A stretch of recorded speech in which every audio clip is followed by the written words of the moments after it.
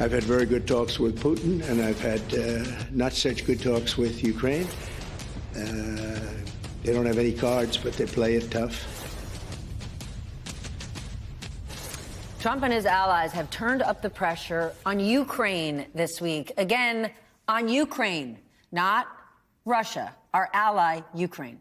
And officials from both countries are closing in on a deal that would resolve some of the tension by having Ukraine hand over valuable mineral rights to the United States. It is the kind of exploitation we've come to expect from a leader like Vladimir Putin rather than an American president. But our friend Susan Glasser pointed out, quote, Trump's overt endorsement of a pro-Putin foreign policy has understandably shaken the world in the last few days. Just as jarring has been Trump's embrace of Putin-like tactics at home, calling it the Putinization of America. The nightcap is still here. John, what do you think about the Putinization of America, as Susan Glasser calls it? I think this is even bigger than that. I think this is about, will the rest of this century be led by a democracy or dictatorships? Okay? And that's the message. And if we allow Ukraine to fall, what does Taiwan think? What does the rest of Europe think? And this isn't a business deal. We're talking about the future of this century in terms of one path towards democracy and another path which could go in a very, very dark place. You're talking world order here. What's your take? Yeah, I think the same thing. I think we're stuck for the next 40 years. I have talked about 40? 40. I've talked about this with cyclical history. If you look at the 1820s to the 1860s, these were particularly low parts in sort of American foreign policy. Certainly domestic rights in this country didn't get better until 1865. We have the Civil War. Then things get slightly better for 30, 40 years. You have the 1920s until the 1960s. Things didn't get better until the Civil Rights Movement, et cetera, et cetera. We're in the 2020s. History suggests we're going to be dealing with this, a illiberal democracy at best, for another 40 years. When it comes to foreign policy, it's going to get worse, because I think in the past, even when we had terrible presidents like Woodrow Wilson and everything else like that, these were people who fundamentally believed in America. I don't think the people running the country right now really care about America. They would rather use it like private equity. We're gonna sell the top and use the rest for spare parts. That's what they want to do. So we are in a very dangerous place. And I'll tell you, this idea of Putinization, I get that.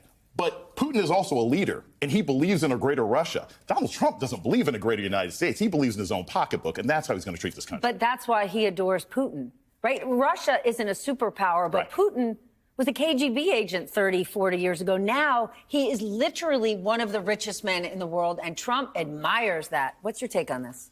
Well, I'm a fan and a student of 40-year historical cycles as well, and my hopeful view is that we're at the end of a 40-year cycle when in 1980, that began in 1980 with the, what is now called the neoliberal capitulation and the hijacking of the American economy by the right, which is what Evil Geniuses, my book, was about.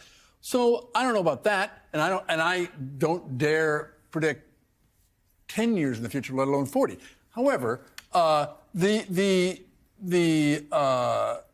overnight realignment of this Republican, most of this Republican Party, because this one guy and what was until a few years ago a small minority of fringe Republicans and fringe right people believe, which is that, the white, manly, Christian, Russian thing is what we're all about, what we like, and Viktor Orban. That was a fringe thing until Donald Trump decided, no, I like it too.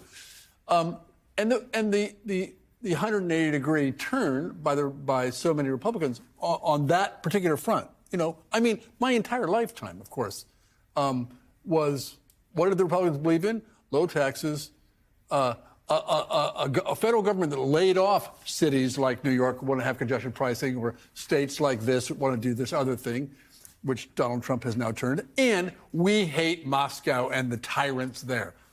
What? And you can see in Congress, these Republicans who are still like, what? And it's shocking to people. And I don't think, I don't think the rest of America, to the degree they care at all about foreign policy, which is a whole other issue and question, is going to go along with, we just want to be with the other dictators.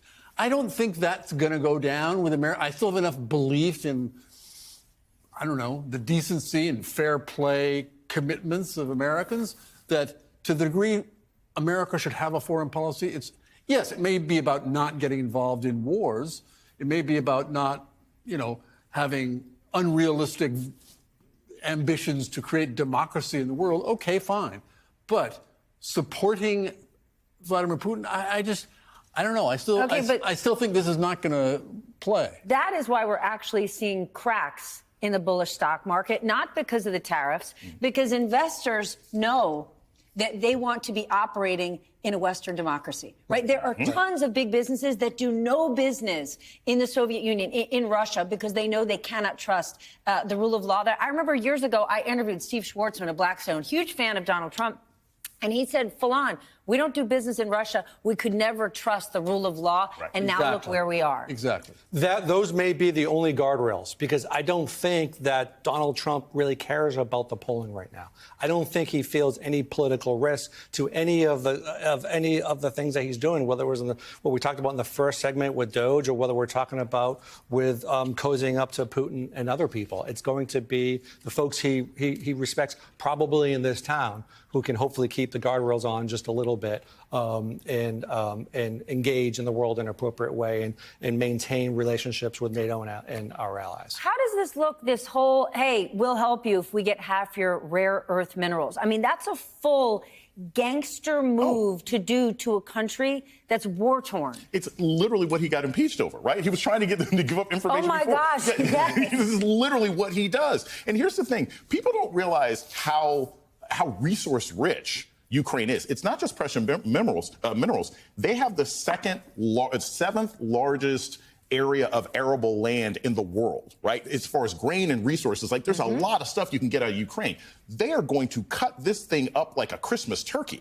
The Russians are going to take a piece. Trump's oligarch friends are going to take a piece, and every other country on the planet is going to be terrified by this because they don't know if they will end up being next. And the problem this is going to have, I think, for Americans, where I think foreign policy ends up coming into play, is that after what J.D. Vance said and what they're seeing happening in this country, no one's going to want to share information with us. And not only they're not going to share information with us, but we've already seen some of our agents are very likely getting burned because of this Doge stuff and all the information that's been put out there. We are going to be much more likely to be victimized by terrorism when we are not getting information from our allies because they won't trust us anymore. And all of that is going to be a result of the rest of the world saying, well, if you won't honor this war that you've been funding in the Ukraine, I can't honor any of our other commitments. And that endangers Americans. One thing about you have both called it correctly, this gangster operation of, give us half your rare earth minerals and we'll maybe keep supporting you. It's an important fact that, little known, that last year the Zelensky administration in Ukraine offered such a deal, was dangling that kind of deal before Trump was president. And so it's another case, as with Canada and Mexico, really, U.S. ally, let me play the bully and demand this thing that has already been broached by the ally, and let me give him, say, okay, you have 2 days to decide, or whatever they said, so he can look like a winner and a victor. But it was basically a bribe offered by Ukraine that now Donald Trump has decided to turn into extortion.